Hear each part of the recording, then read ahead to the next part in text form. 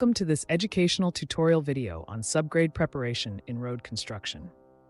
In this comprehensive guide, we will explore the critical phase of subgrade preparation, its significance, methods, materials, compaction techniques, and quality control measures. The subgrade serves as the primary support for road pavement, providing foundational strength to withstand traffic loads and environmental stresses.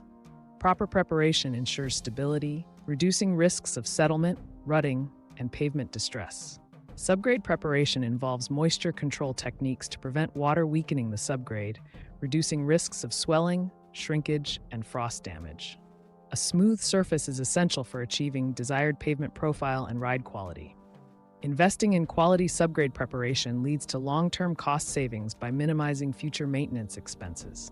Methods such as clearing, excavation, grading, compaction, and moisture control are crucial for achieving desired subgrade strength and stability. Materials like natural soil, aggregates, geosynthetics, stabilizing agents, and drainage materials are used in subgrade preparation to enhance stability, drainage, and performance. Compaction techniques such as static and dynamic compaction play a vital role in increasing soil density and strength.